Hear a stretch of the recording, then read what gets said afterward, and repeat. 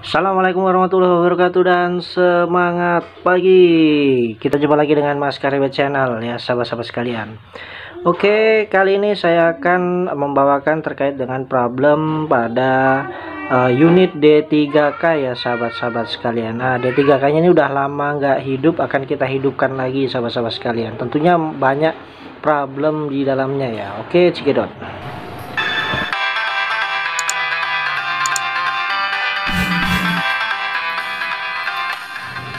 Baik sahabat sekalian, marilah kita pertama-tama panjatkan puji syukur kepada Allah Subhanahu wa taala karena berkat limpahan rahmat dan hidayahnya sehingga kita selalu diberikan keselamatan dan kesehatan ya sahabat-sahabat sekalian.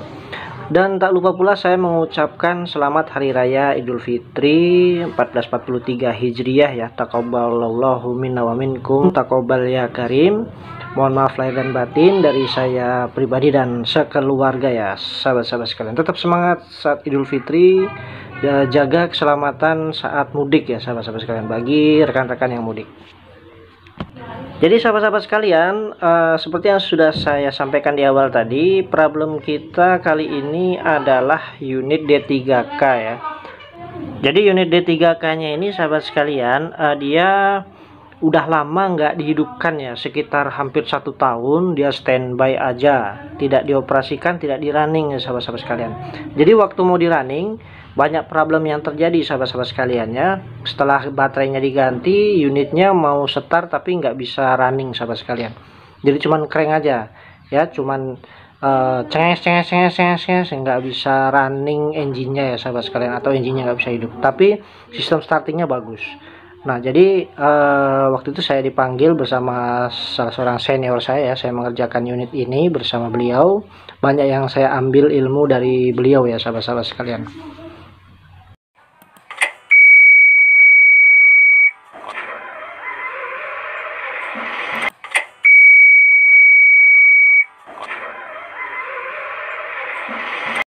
Nah, jadi sahabat-sahabat sekalian, pada unit D3K brand Caterpillar ya sahabat-sahabat sekalian, itu dia pakai sistemnya adalah common rail engine ya sahabat-sahabat sekalian, atau sistem fuelnya adalah common rail.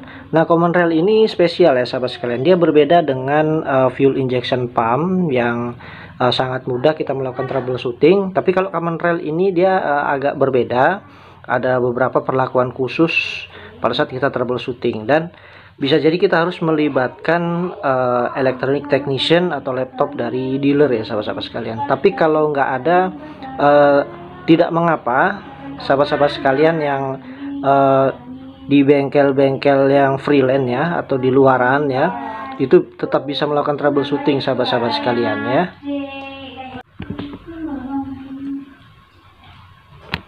Ada beberapa kondisi di mana kita bisa melakukan troubleshooting tanpa bantuan tool diagnostik dari dealer ya sahabat-sahabat sekalian ya. Pertama-tama yang harus kita lakukan adalah kita memisahkan antara apakah dia mechanical atau electrical problemnya ini ya sahabat-sahabat sekalian. Ya, paling mudah adalah kita mengukur fuel pressure saat unitnya di crank sahabat-sahabat sekalian ya. Kita crank unitnya dan kita ukur fuel pressure itu di titik yang saya tampilkan di layar itu ya sahabat-sahabat sekalian, yaitu dia di common rail atau di rail manifold. Kita coba lepas di bagian fuel pressure-nya ya sahabat-sahabat sekalian ya. Kemudian kita ganti dengan check pressure atau pressure tab ya. Kemudian kita ukur pressure-nya di sana. Dan jangan lupa sahabat-sahabat sekalian, pressure gauge-nya itu harus yang spek tinggi, karena common rail system itu dia bisa mencapai sekitar 23 sampai 25.000 PSI sahabat-sahabat sekalian. Jadi kalau ada pressure gauge yang tinggi ya, itu wajib dipakai. Jangan pakai pressure gauge yang cuman 6.000 PSI ya. Pakai yang sekitar 30.000 ya sahabat-sahabat sekalian. Ingat, pakai yang pressure tinggi ya sahabat-sahabat sekalian. Karena ini kita bermain di fuel system common rail, pressure-nya sangat tinggi. Kemudian kita ukur ya sahabat-sahabat sekalian. Kita ukur pada saat itu ya, saya mengukurnya sendiri dan senior saya. Saat crank kita ukur, kita dapatkan pressure-nya sahabat-sahabat sekalian ya. Pressure-nya itu tercapai yaitu minimal ya, spesifikasinya ingat dicatat minimal 3625 PSI ini sahabat-sahabat sekalian, tidak boleh kurang. Kalau dia kurang dari itu berarti ada kemungkinan masalah di mekanikalnya sahabat sekalian. Tapi kalau dia lebih tinggi dari 3625 PSI, harusnya dia bisa running sahabat-sahabat sekalian. Itu artinya ada masalah di elektronik atau di elektrikalnya ya sahabat-sahabat sekalian.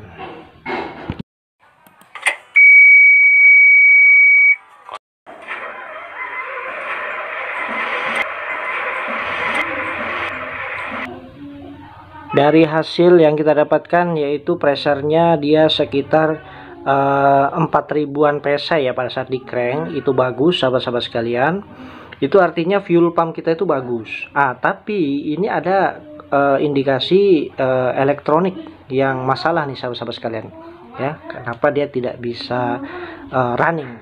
Jadi ada beberapa sih yang bisa kita lakukan pengecekan, yaitu diantaranya bisa jadi timing offsetnya itu dia terlalu jauh ya, makanya nggak bisa running, atau ECM engine-nya itu fail atau gagal ya, itu bisa jadi juga.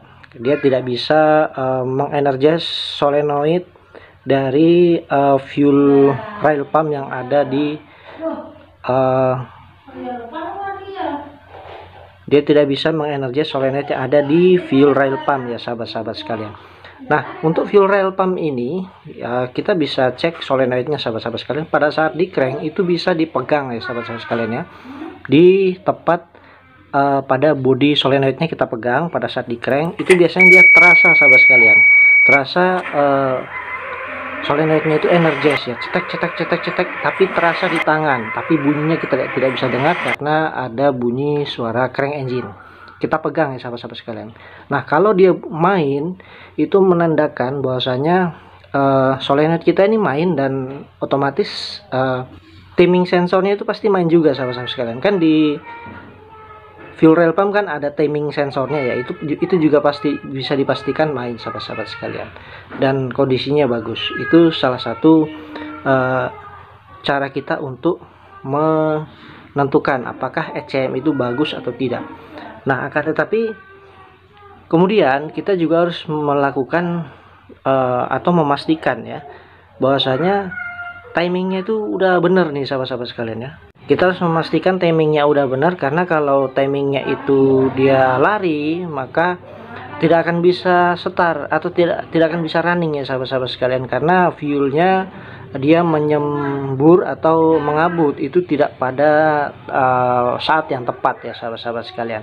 Jadi bagusnya sih kita lakukan timing pada engine kita ini ya sahabat-sahabat sekalian. Kita lepas bagian depannya, kemudian kita putar, kita pastikan top satunya sesuai ya, dan pertemuan antar gear yang ada di bagian front cover itu semua udah sesuai timingnya sahabat-sahabat sekalian. Nah, kalau udah semuanya dapat berarti itu bagus. Jadi pada saat itu sahabat-sahabat sekalian, yang saya lakukan adalah pengecekan timing itu bagus ya, timingnya udah dapat semua. Jadi timingnya bagus, kemudian solenoid rail pumpnya bagus, main ya. Nah, kita akhirnya mencurigai yang namanya injektor ya sahabat-sahabat sekalian. Jangan-jangan injektornya ini tidak mengabut ya. Kemudian sahabat-sahabat sekalian, kita bisa lakukan pengecekan sistem injeksi ya. Jadi sistem injeksi itu dari ECM, wiring ke injektor, dan juga dia melibatkan engine speed timing ya sahabat-sahabat sekalian. Nah, kita bisa lakukan kanibal ya, kita bisa lakukan peminjaman ECM atau kanibal injektor ya, kita bisa lakukan untuk menentukan apakah injektor kita ini bagus atau tidak ya sahabat-sahabat sekalian. Nah, jadi sahabat-sahabat sekalian, kalau dia problemnya itu elektronik atau elektrikal, ini kita sangat kesulitan ya sahabat sekalian jika kita tidak punya bantuan diagnostic tool ya. Disarankan memang kita harus punya diagnostic tool untuk melakukan troubleshooting supaya lebih akurat lagi vonis kita ya, komponen mana nih yang problem. Jadi pada saat itu kita dimudahkan ya sahabat-sahabat sekalian dengan kita punya ET service technician ya.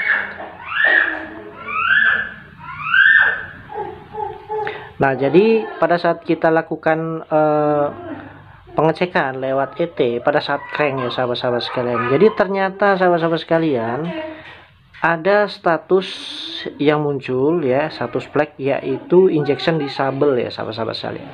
Sahabat-sahabat sekalian ya, injection disable.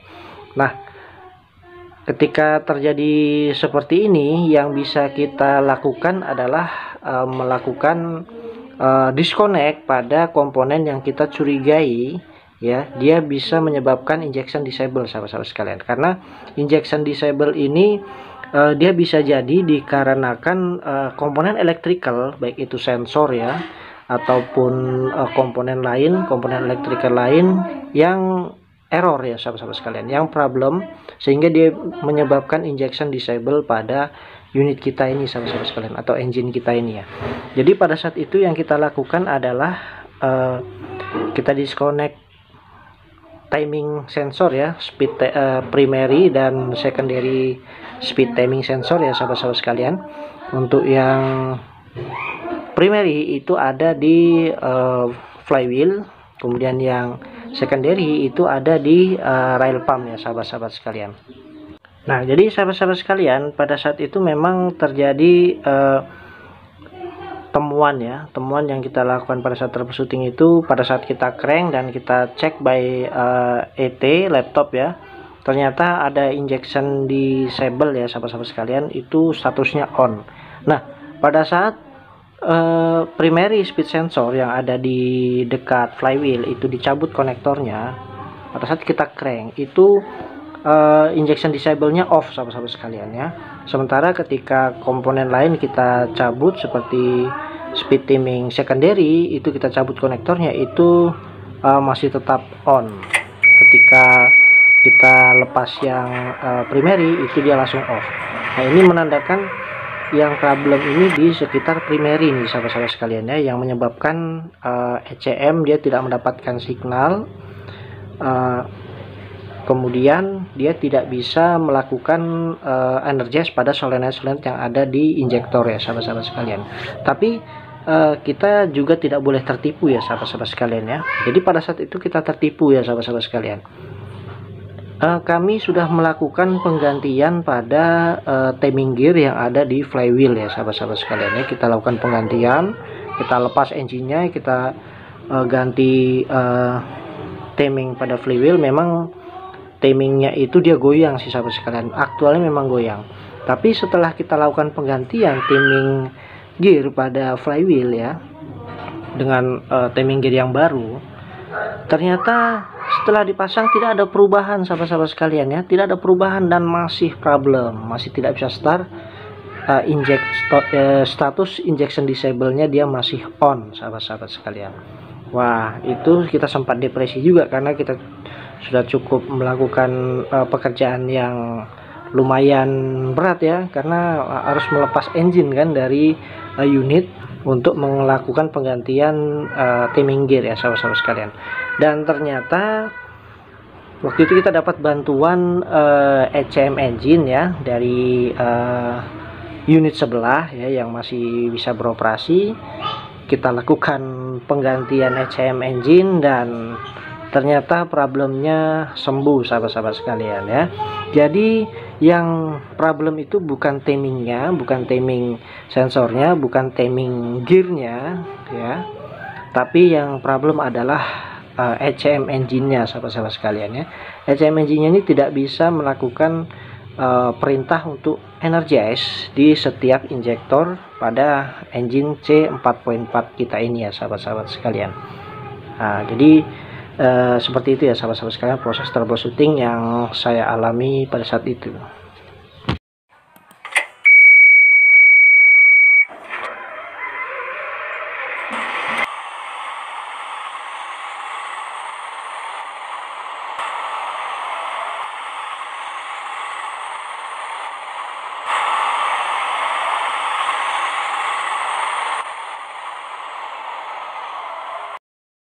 Nah, jadi seperti itu ya sahabat-sahabat sekalian proses troubleshooting yang saya alami bersama dengan senior saya ya sahabat-sahabat sekalian.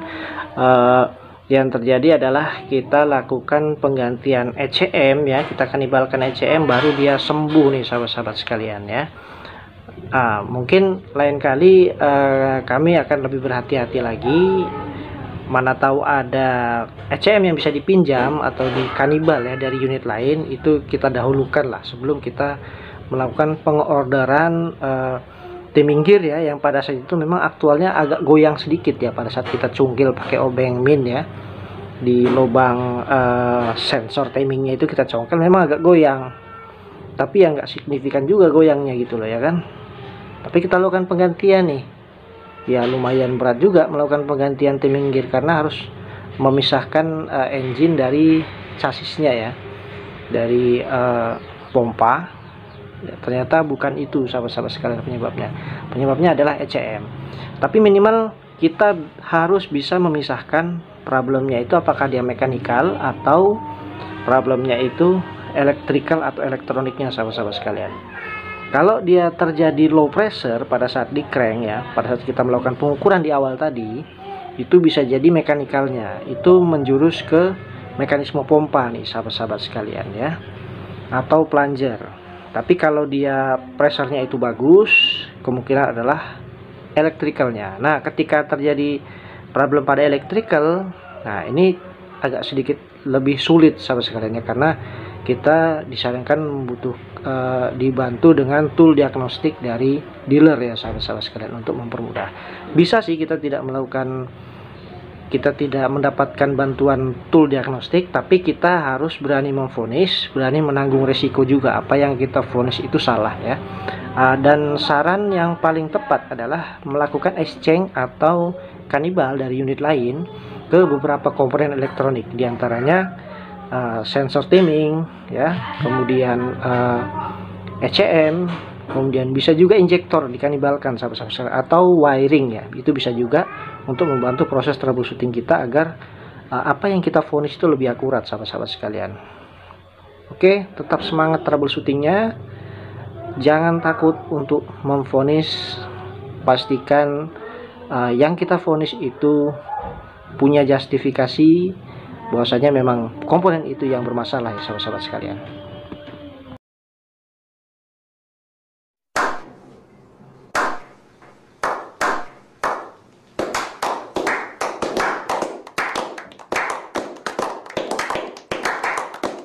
Iya.